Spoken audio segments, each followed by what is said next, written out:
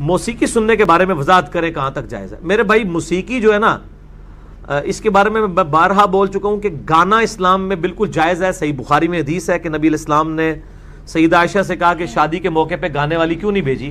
گانے والے مرد مردوں میں بیٹھیں، عورتیں عورتوں میں بیٹھیں، مرد و عورت کا اختلاط نہ ہو، گانے کے شرکی الفاظ نہ ہو، گستاخانہ نہ ہو. گانے بھی گائے جا سکتے ہیں. تھوڑی بہت اگر میوزک ہے یعنی جو گھر میں دف وغیرہ یا ڈھولکی والا معاملہ، اس کے اوپر کوئی شرعی گرفت نہیں ہے. باقی یہ جو قیان والمعازف، فرمایا جب گانے والی عورتیں اور گانے کے آلات گھروں میں پائے جائیں تو فرمایا پھر اللہ کے عذاب کو دعوت دینے والی بات. کون سا گھر ہے میوزک سے پاک نظر آتا ہے؟ ہر جگہ پہ شادی ہو تو وہاں ناچ گانا نہ ہو تو بیبیاں ہی اعتراض کرنا شروع کر دیتی ہیں. اندرے کا یہ فوتگی والا کار تو نہیں ہے، خوشی نہ کار ہے. اور کئی لوگ ناراض اس بات سے ہو جاتے ہیں وہ تم وہی چنگا بیاہ کرایا کو پتہ ہی نہیں لگا. کچھ ایسے ہیں حضور تو انگلیاں بانسری کی آواز سن کے، اور اسے کیا کہا؟ فرمائش یہ شیطان کے آلات ہیں.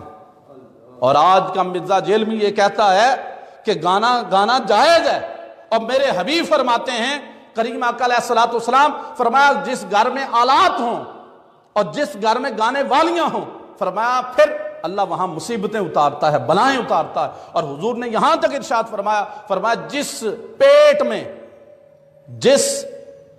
میں جس دل میں گانے کا ایک شعر ہو، فرمایا بہتر تھا کہ اس کے پیٹ کو پیپ سے بھر دیا جائے. یہ حضور ارشاد فرمایا. اور فرمایا جو گانا سنتا ہے شیطان اس کے کان میں پیشاب کرتا ہے. کس کو گوارا ہے؟ تو حضور ارشاد فرما رہے ہیں یہ میوزک یہ ہمارے ایمانوں کو غرق کر رہا ہے.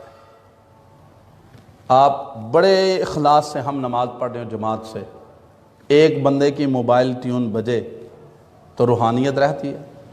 جی بولیں تو صحیح. تو یہ تو ہمیں اسی وقت محسوس ہو جائے ہم روحانیت میں ہوتے ہیں پھر بھی روحانیت نہیں رہتی. تو جو بندہ سنتا ہی میوزک ہے، پڑھتا ہی میوزک ہے، کان میں چلتا ہی میوزک ہے، موبائل میں میوزک، گھر میں میوزک، ہر جگہ پہ میوزک، تو وہ پھر اللہ کے محبوب صلی اللہ علیہ وسلم فرما رہے ہیں وہ آج کا دور ہی سارا نظر آ رہا ہے. اور پھر آپ نے ارشاد فرمایا کریم آقا علیہ الصلوۃ والسلام نے، ہم شادیوں پہ سارے کام وہ کرتے ہیں جن میں برکت نہیں ہوتی، تو پھر آنے والے وقت میں بھی حالات اس طرح درست نہیں رہتے. اور پھر ہم نے ماحول یہ بنایا ہے کہ دکھوں کا رشتہ اللہ رسول سے جوڑ لیا، سکھوں کا تعلق شیطان سے بنا لیا. جب تو گھر میں کسی کا انتقال ہو جاتا ہے تو قرآن پاک پڑھایا جاتا ہے، کل شریف ہوتا ہے تو نعت چھیڑ دی جاتی ہے، 10ویں اور چہلم پہ نعت ہوتی ہے.